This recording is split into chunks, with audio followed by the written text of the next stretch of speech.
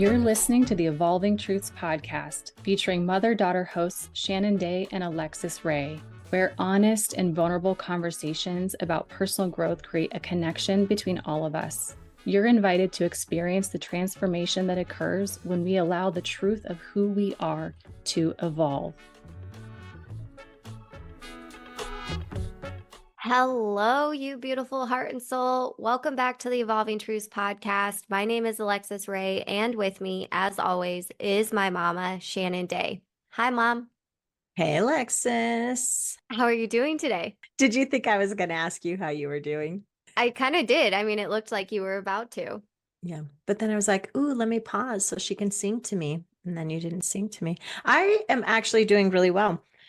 I got myself out of bed and to the gym this morning for a quick strength workout. It has been a hot minute. And yeah, man, it's just such a great reminder of how much better I feel when I do that and just like ready to face the day. So thank you for letting me pop on here a little bit later than we initially planned. Absolutely. That flexibility worked for me as well. I was able to get one of our last episodes edited and ready. So I used the time well. Also, I had like 5 other things on my list to do this morning before we sat down to record. And when my alarm went off, I decided to lay in bed and scroll on my phone. So didn't necessarily knock off everything on the list, and it's okay. The list is still there. The list is still there. Time, though, has come and gone. And so I will continue to have to get creative around when I'm going to get all this stuff done because I can't beat myself up for it, right? I can't change it. Also, it felt good to lay in bed and scroll. I have had no capacity for that whatsoever. So I can't even really be mad about it, honestly. I don't know, when you talk about the things you need to do, I look around my space and like I have a lot of things that I need to do. I've been dog sitting for the last, I don't know, week and a half, maybe almost 2 weeks. And so I haven't been home and am getting ready to go on another trip. And like when I think about everything that I need to do this week, just related to my space, related to me wanting to get myself back to training consistently, related to work, like I almost feel like when I have so much to do, I just stop because I don't know where to start. I don't know how to move forward.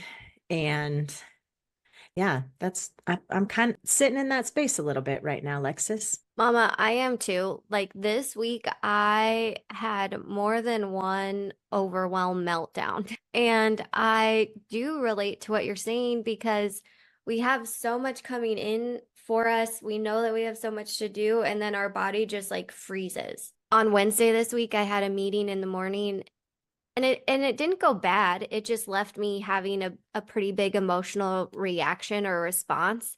And it basically shot my whole day. Like I was so overwhelmed. I just had to sit down, eat lunch, and watch a single episode of mindless television so that I could like chill out and then be able to do a couple of productive things in the afternoon.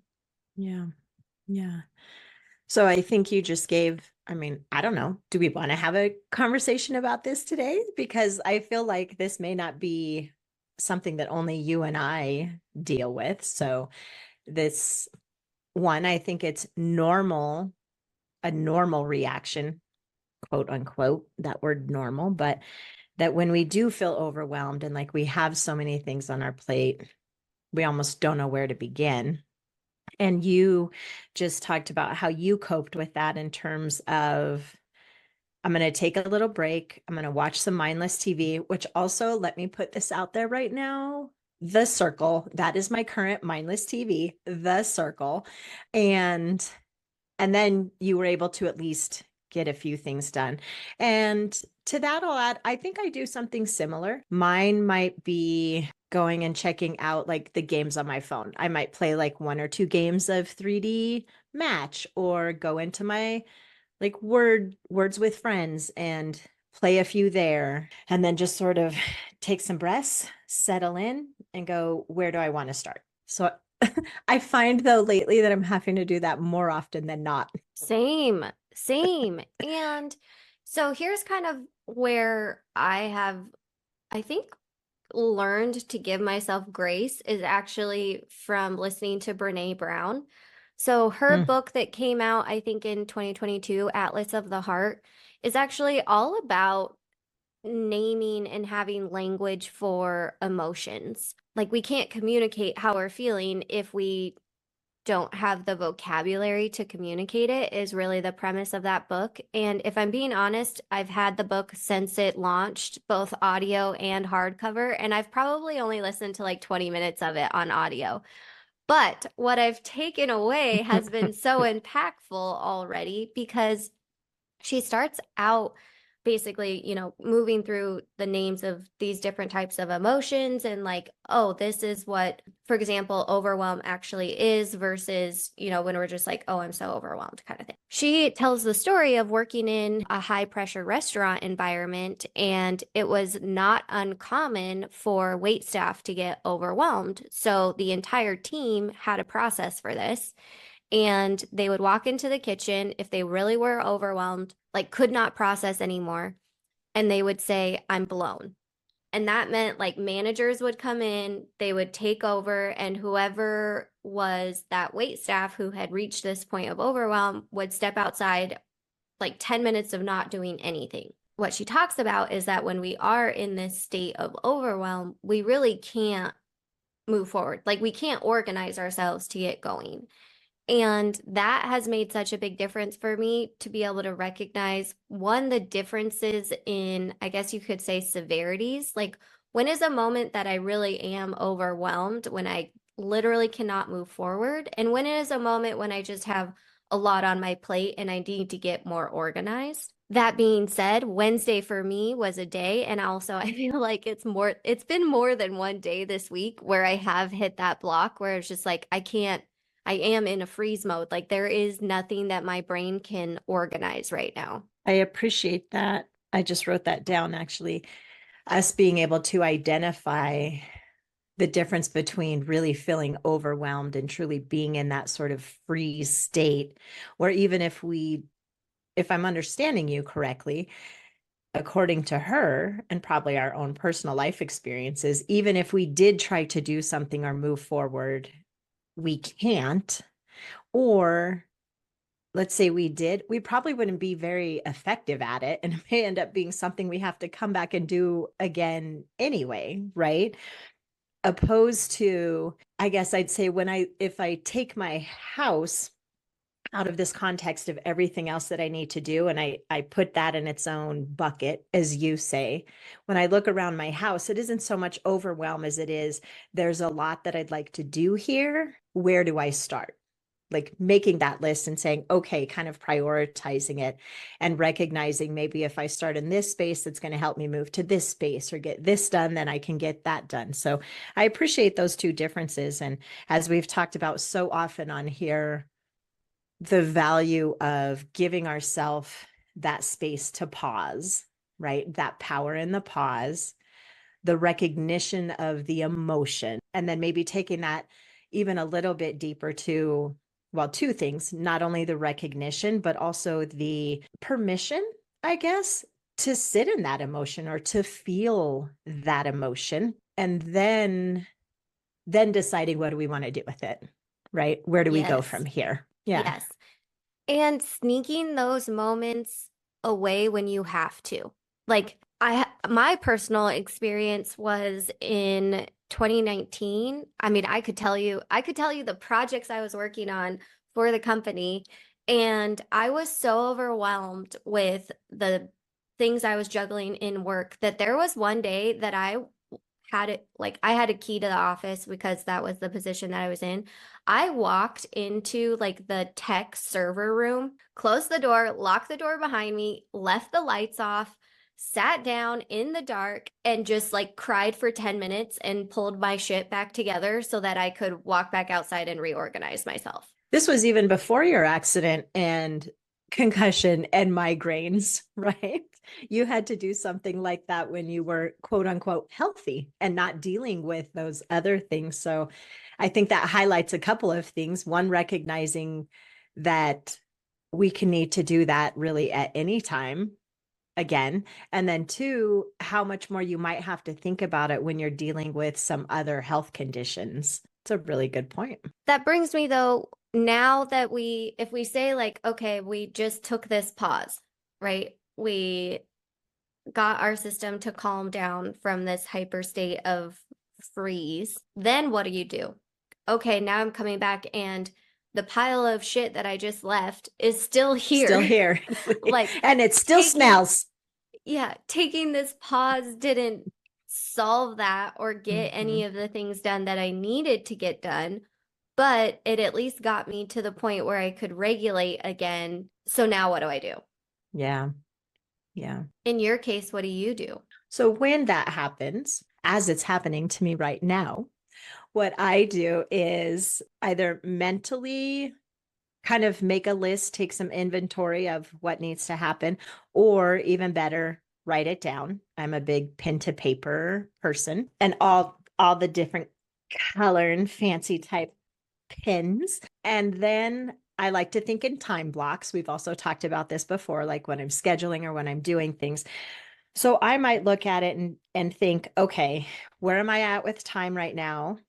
Capacity, actually, I would say, where's my capacity right now? And that capacity is both time and energy, and even the mental, for like what kind of focus, where is that sitting? And look at that list and go, okay, in this space I am right now, considering those things, what could I first tackle to be able to mark this off the list? And then I go after that thing. If I feel in a space where I can go, let's get this, then this, then this, then I might do that. But if I'm like, nope, let's knock out that first thing and then revisit it again to see where I'm at, then that's what I do. That's how I move forward with it. Yeah, I have to do pretty much the exact same thing where I just need to lay it all out, what has to get done. And then I have to prioritize, like, where's the urgency? Also, sometimes it's doing those like low hanging fruit things first so that I can have would it be serotonin? Whatever the positive brain feeling is when you get to like cross something off of your list. So let me do one or two of these things that feel like they're not going to take the most amount of time. They're not going to take the most amount of brain power. I can cross something off and start to feel that momentum. Like, okay, I can do this. I can keep going. Like, let me take this next one. Can you hear me? Yeah. Mm-hmm. There we go. Okay. So that is that's like what I have to do. And this week I took a giant whiteboard. It's sitting over here. I thought about putting the whiteboard behind me. And then I was like, if I put this behind me in my background, like people will not be able to process or like just focus because, I sit here and take calls all day. So that wasn't going to work. I had to put the whiteboard over there, but there's, 9 different buckets on that whiteboard. All of them have at least 3 to 5 to 7 things underneath it. And it's like, man, it's juggling. Totally. But that organization at least gives you the picture. So it's not just like rattling around in our brains. Yeah. And I do think I want to go back real quick to, I feel like we're both saying it the same in terms of looking at a list, prioritizing, picking what we have the time or space for. And I liked that you referred to some of that as low hanging fruit, because yes, when we get to mark that off, whatever it is that looks like, we do like get that, like it is positive, our endorphins kind of get going, or, neither you or I are scientists, but I did Google the feel for good hormones are dopamine, serotonin, endorphins, and oxytocin. So we get one of those things, or maybe all of them from that. So I like that. And I do, the other day when we were talking is the first time that I saw your whiteboard, because you're like working in a different space. And I was like, oh, that's really cool. My girlfriend who's in law school also has whiteboards that she uses. She has 2 of them. And one has like her class schedule. And then on the other one, she'll use that for notes or to put things in. I think the whiteboard is just a great way because one, everything's right there. as you do stuff, you can mark it off. So you get to see that and look at that visually all the time. And there also is probably sometimes those times when you get to erase it. Like for her, it's when the semester's over and she gets to erase all those classes and then writes in her final schedule. And now as she takes those finals, it's like, boom, that's done. Boom, that's done. So I think it's that same thing of giving ourselves that positive reinforcement about these things. And the hope then of feeling less overwhelmed. And I guess in this conversation, I want to bring us to another point about overwhelm. And that's making sure that what is on our plate, right? Our plate, our whiteboard, our piece of paper is actually, one, does it actually need to be there? And does it need to be there at this time? And mixed with that can also be like, is this really mine to carry? Like, is this something that needs to be here? I guess I just sort of said the same thing twice. And does it need to be here at this time? No, I think that's true though, because one, either as business owners or an employee or employer, we can get caught in the weeds and we think that we have to be doing everything ourselves when in reality, is this something you should delegate or delete? Is this something that even is a priority right now? And something I really appreciated actually from one of the mastermind groups that I'm in currently, it was a couple months ago, we did this exercise where she had us write down, our goals. Like, okay, write down 3 goals for 2024. And then she had us look at these 3 things and say, what's the thing that's going to make everything else on this list easier? Yeah. And I then you love do that first. I love that. Again, it's almost like the same thing that you and I both talked about how we get started. And now just what another way for those that something like that clicks. Like, what can I do on this list that is going to help make these other things easier? I really appreciate that. So I feel like for ourselves and the fam bam and getting started, like we just threw out 3 great tools that we use or have heard about. I'm excited to hear what they're using and doing. So those tools being taking a pause, like just chill, right? You need to get your system to basically downregulate, come down from how we're feeling in this freeze moment. Getting some type of organization and a clear picture of what you feel like you need to do, whether it's in different buckets or all, you have one bucket, whatever that looks like, but creating some type of understanding so that it's not just rattling around in your head. And then I think, to summarize the last part where we kind of said, what is this tool? But asking yourself, what's going to have the biggest impact and starting with those things while evaluating everything that you just put on paper and really saying, what is mine to do? What needs to be delegated? What's not a priority right now? Like, does this even really need to be on this list? Yeah. Yeah. I wrote down too, I'm like, oh, I'm going to put this somewhere. Is this a delegate or delete? And to that, I was like, and let's also add or a do it, right? It's the 3 Ds. Is this a delegate, delete, or do it? And what a great frame to have when looking at your list and thinking about things. Yeah, I like that. The 3 Ds. Yeah, me too. The 3 Ds. Great. 3 Ds for overwhelm. Ooh, when looking at your list and making decisions, delegate, delete, do it. I like it. Well, Mama, thanks for honestly. Oh, you know what? Okay, so those are the 3 things that we can do, for ourselves. But I will say this other thing, and I know we're wrapping up here. Having someone that you can talk to, whether it be your mom, your girlfriend, someone who's on the same, growth goal journey as you, a community, being able to release it and share it in a safe space with those that you need to so that you can not keep harboring the feelings inside. I'm going to say that that's another big success to being able to get out of overwhelm freeze.